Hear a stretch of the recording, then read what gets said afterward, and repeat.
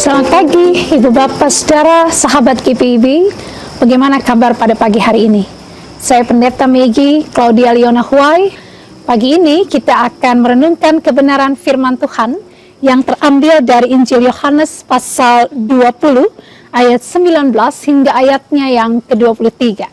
Sebelum kita membaca merenungkan firman Tuhan, mari berdoa. Selamat pagi Bapak, kami mengucap syukur di hari ini Tuhan kami boleh Tuhan beri nafas kehidupan dan kekuatan untuk melakukan beragam aktivitas kami di sepanjang hari ini. Bapa, kami rindu untuk belajar dari kebenaran firman-Mu. Berkenanlah Bapa untuk bicara bagi kami, menolong kami mengerti kebenaran firman-Mu, dan hamba-Mu yang akan menjelaskan mampukan untuk boleh menjelaskan dan kami pahami, kami lakukan dalam hidup kami hari ini dan seterusnya. Bapa, bersabdalah bagi kami siap untuk merenungkan firman Tuhan. Amin.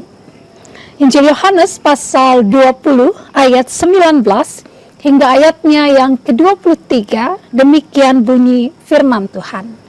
Ketika hari sudah malam, pada hari pertama minggu itu, berkumpullah murid-murid Yesus di suatu tempat dengan pintu-pintu yang terkunci, karena mereka takut kepada orang-orang Yahudi. Pada waktu itu, datanglah Yesus dan berdiri di tengah-tengah mereka dan berkata, "Damai sejahtera bagi kamu." Dan sesudah berkata demikian, ia menunjukkan tangannya dan lambungnya kepada mereka. Murid-murid itu bersukacita ketika mereka melihat Tuhan. Maka kata Yesus sekali lagi, "Damai sejahtera bagi kamu. Sama seperti Bapa mengutus aku, demikian juga sekarang aku mengutus kamu." Dan sesudah berkata demikian, ia mengembusi mereka dan berkata, "Terimalah Roh Kudus. Jikalau kamu mengampuni dosa orang, dosanya diampuni. Dan jikalau kamu menyatakan dosa orang tetap ada, dosanya tetap ada." Demikian pembacaan Alkitab bagi kita. Terpujilah Tuhan Yesus dari sekarang hingga selama-lamanya.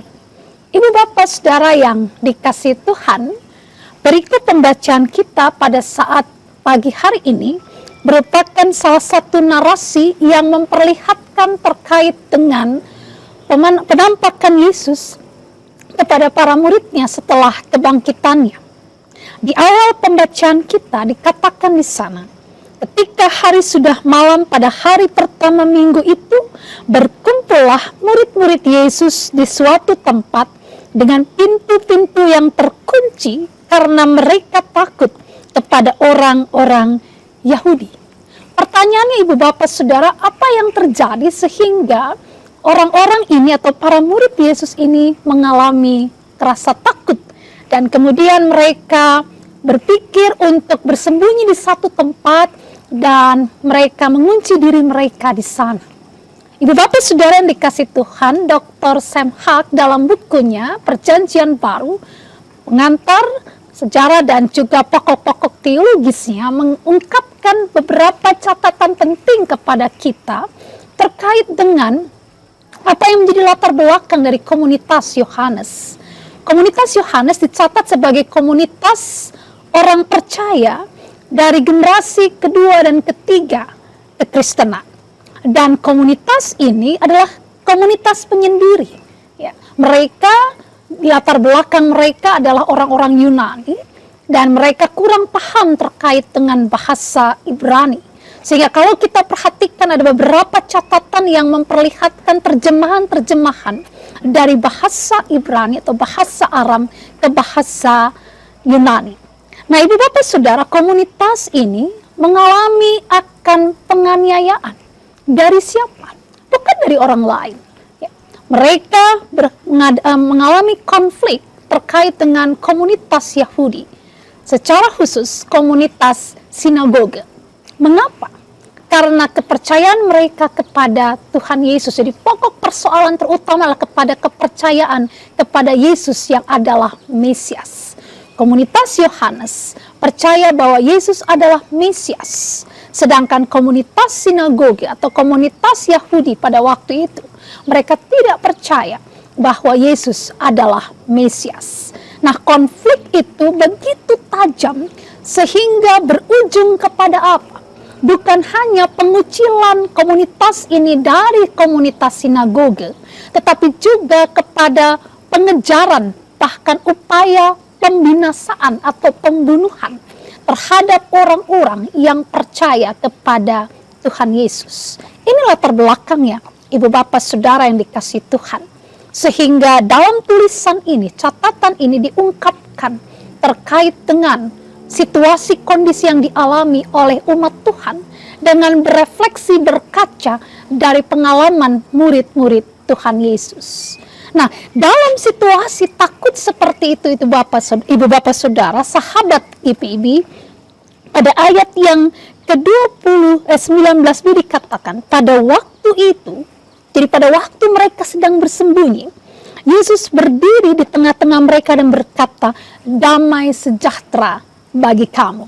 Satu sapaan yang memberikan rasa kelegaan kepada umat yang sedang berada di dalam ketakutan. Lalu di ayat 20, bukan hanya Yesus menyapa mereka dengan damai sejahtera bagi kamu, tapi Yesus juga mengungkapkan atau dicatat dalam bagian ini, dan sesudah berkata demikian, ia menunjukkan tangannya dan lambungnya kepada mereka. Murid-murid itu, lihat, saya baca, bersuka cita ketika mereka melihat Tuhan. Rasa takut, rasa khawatir, rasa gentar terhapuskan dengan perjumpaan bersama dengan Tuhan. Nah, Ibu Bapak Saudara yang dikasihi Tuhan, refleksi pertama dari bagian bacaan kita ini adalah rasa takut, khawatir, dan gentar ada rasa manusiawi yang siapapun dapat merasakannya.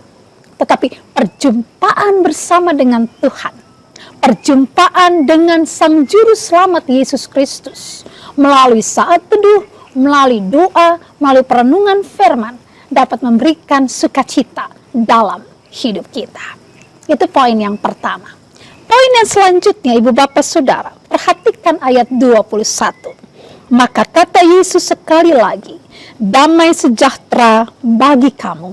Sama seperti Bapa mengutus aku, demikian juga sekarang aku mengutus kamu. Ayat 21 itu merupakan narasi khusus dari Yohanes. Mengapa demikian? Karena di dalam tulisan-tulisan narasi Yohanes, Ibu Bapak Saudara, sahabat GPIB, kita bisa melihat bahwa pernyataan Bapa mengutus aku merupakan konsep yang umum yang bisa kita jumpai dalam narasi Yohanes. Dan kalau sebelumnya Yesus katakan bahwa Bapa mengutus dia, memperlihatkan relasi yang intim, yang dekat antara Bapa dengan Yesus, maka bagian bacaan kita memperlihatkan bahwa Yesus mengutus murid-muridnya. Ya, ada pelimpahan tugas, ada tongkat estafet pelayanan yang diberikan Yesus kepada murid-muridnya. So, pelajaran kedua, refleksi kedua sahabat GPIB yang bisa kita lihat dari perikop pembacaan kita, bahwa umat Tuhan diberikan tugas oleh Bapa, oleh Yesus, untuk apa? Menjadi saksi baginya. Artinya, Ibu Bapak Saudara, narasi kebangkitan Kristus yang kemarin kita rayakan dalam ibadah Paskah, kiranya boleh terus menjadi narasi kehidupan kita, di mana semangat, di mana ketaatan kesetiaan pada Tuhan, di mana rasa optimis menghadapi kehidupan dengan senantiasa menyaksikan akan Tuhan dan karyanya dalam hidup kita, karya keselamatannya dalam hidup kita, melalui semua sikap optimis kita dalam menghadapi setiap tantangan dan pergumulan.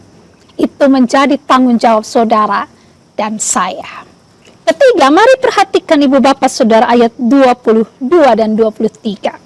Dikatakan di sana, dan sesudah berkata demikian, ia mengembusi mereka dan berkata, terimalah Roh Kudus.